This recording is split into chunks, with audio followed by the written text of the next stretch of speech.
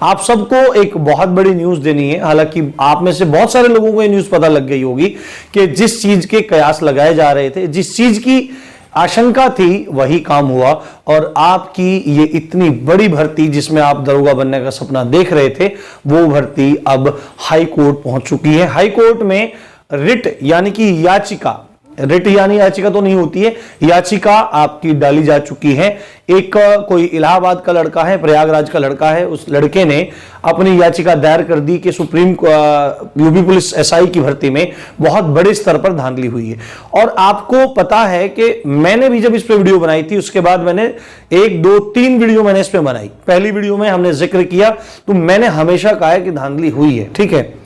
तो मैं हमेशा से कहता आ रहा हूं धांधली हुई है। दूसरी बात है, दूसरी वीडियो बनाई कि मतलब 160 वाले थे, उसमें कुछ जो मतलब भ्रामक चीज थी, फेक चीज थी, उनको हटाया। और तीसरी वीडियो में हम लोगों ने क्या किया था, तीसरी वीडियो में हम लोगों ने ट्विटर में अभियान किया था, ठीक है। और आपको बताऊं तो यूट्यूब पे कुल गिने चुने 3-4 ही चैनल थे जिन लोगों ने आपकी आवाज उठाई थी। बाकी बहुत सारे बड़े बड़े चैनल तो एकदम इसमें मौन रह गए, बिल्कुल मौन रह गए। उनके अपने अपने कारण हो सकते हैं, कुछ भी है। अब आप में से बहुत सारे लोग क्या कह रहे हैं कि वो ट्विटर अभियान के बाद मैंने कोई वीडियो नहीं बनाई, और मैंने बोल भी दिया था कि भाई इस मुद्दे पर अब मैं वीडियो नहीं बनाऊंगा, ठीक है। अब क्योंकि आपको सूचनाओं से भी अवगत रखना है, एक बात और आपको बता देता हूं। उस दिन आज मैं फिर आपके साथ हूं, मैं हमेशा से आपके साथ था, पढ़ाया भी, सब चीज आपको पढ़ाई। अब आप में से कोई कुछ बोलता है, कोई कुछ बोलता है, आप हमारी स्थिति नहीं समझ सकते हैं।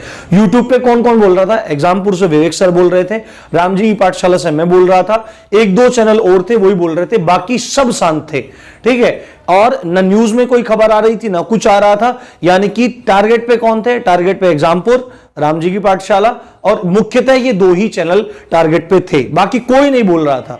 हम लोग बोल रहे थे कि हमारे साथ कम से कम मिलके बोलें, है ना, सब लोग मिलके बोलें। बाकी और भी चैनल्स थे, पर उन पे उनका ध्यान नहीं पड़ता है। जो चेहरे होते हैं वो मतलब पकड़ लेते हैं। मैं और विवेक सर दोनों के दोनों टारगेट पे थे।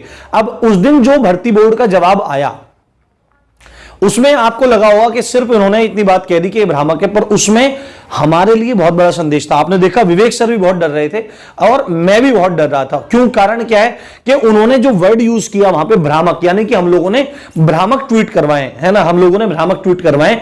और अगर उसके तुरंत बाद हम लोग कुछ भी वीडियो बनाते, ठीक है, विवेक सर तो बहुत डरते डराते उन्होंने हिम्मत कर दी, ठीक है भाई, उनका बहुत बड़ा प्लेटफॉर्म है, अपना इतना बड़ा प्लेटफॉर्म नहीं है, तो उन्होंने डरते डराते थोड़ी हिम्मत कर दी। पर भाई उसमें यह केस था, हम लोगों के लिए स्पष्ट निर्देश था कि अगर आप वीडियो बनाओगे, और भी बहुत सारी बातें हैं जो आपको नहीं बताई जा सकती, तो इलाज बढ़िया हो जाएगा, ठीक है। तो इसलिए हमको उस दौरान चुप बैठना पड़ा। पर अब जब ये बात मीडिया में पहुंच गई है, तो अब हमको कोई भी डर नहीं है, ठीक है। मीडिया में पहुंच चुकी है, प्रमाण सब थे, एक और मिल गया।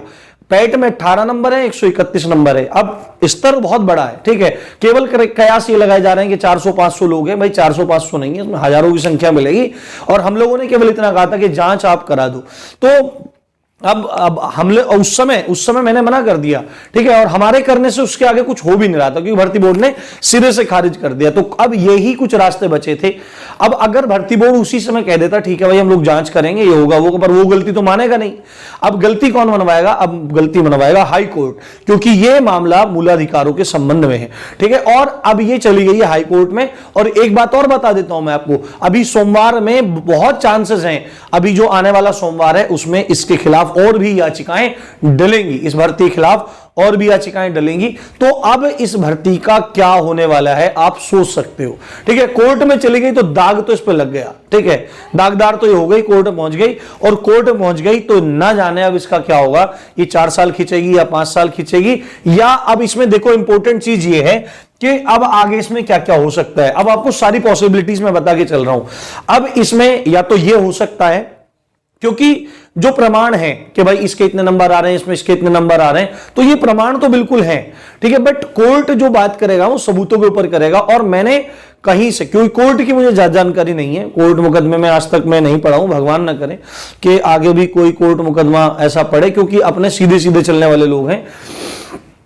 तो अब इसमें मतलब मैंने सुना है कि कोर्ट जो है वो खबरों की, जो न्यूज़पेपर में आई हुई खबरें होती हैं, उन बातों को प्रामाणिक नहीं मानता है। ठीक है, उनको कोई ना कोई पक्का सबूत चाहिए होता है, प्रामाणिक आधार चाहिए होता है किसी बात पर फैसला लेने के लिए। अब एक वीडियो आपने देखी होगी, वो महिला अधिवक्ता हैं और वो कह रही हैं कि जल्दी ही कोर्ट की तरफ से भर्ती बोर्ड को नोटिस भिजवाया जाएगा, जवाब तलब किया जाएगा और सब धांधलेबाजों को सजा होगी और भर्ती में निष्पक्ष फैसला आएगा। ठीक है, अब देखो क्या होता है। भर्ती कोर्ट में पहुंच गई। अब इसमें चीज है, या तो अब हाई कोर्ट इन सब याचिकाओं को एक्सेप्ट करके इस भर्ती के संबंध में जांच के निर्देश दे सकता है। ठीक है, जांच के निर्देश हो सकते हैं।